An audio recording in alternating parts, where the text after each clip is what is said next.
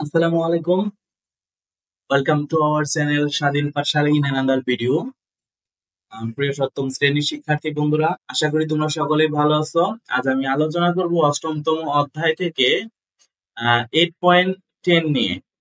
In pairs or group, জোড়ায় জোড়ায় অথবা দলে দলে, রিড দা সেন্টেন্সেস অর্থাৎ বাক্যগুলো পড়ো, এন্ড দেন এবং তারপর কানেক্ট সম্পর্ক স্থাপন করো দেন ওইগুলোর মধ্যে ইউজিং এন্ড, বাট এবং অর অর্থাৎ এই তিনটি কনজাংশন ব্যবহার করে আমাদের নিচের বাক্যগুলোর মধ্যে সম্পর্ক স্থাপন করতে বলেছে।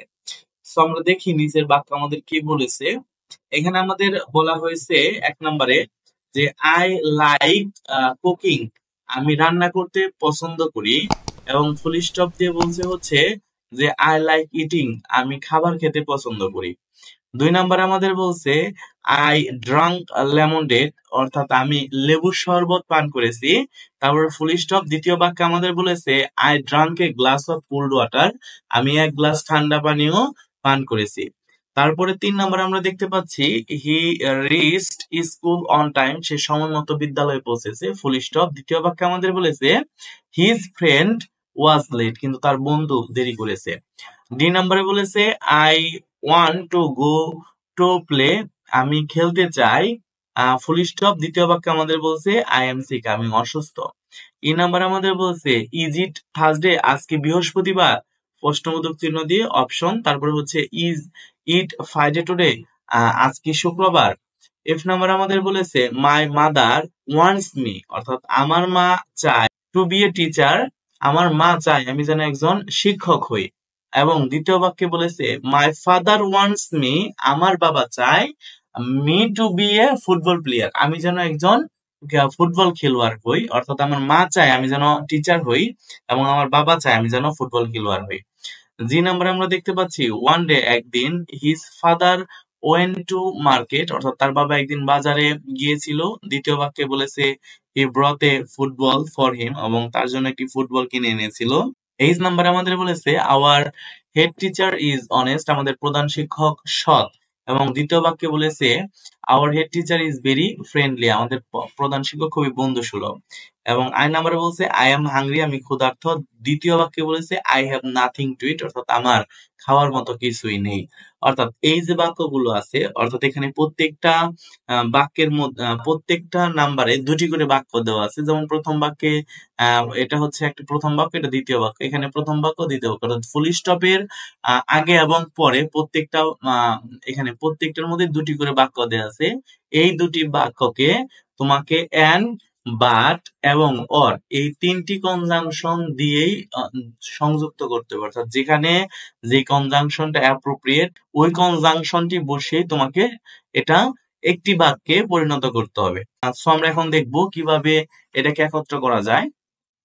আমাদের এখানে প্রথম বাক্যে বলেছে হচ্ছে I like cooking and eating, তার মানে হচ্ছে and eating, cooking and eating, তার মানে হচ্ছে রান্না করা এবং খাওয়া, এই দুটাই আমি পছন্দ করি। আই আই লাইক কুকিং, আমি রান্না করতে পছন্দ করি, এবং ইটিং, এবং আমি খেতে পছন্দ করি। তার মানে এন্ড কনজাংশনটি যুক্ত করে দুটি বাক্যকে একটি বাক্যে পরিণত করেছে।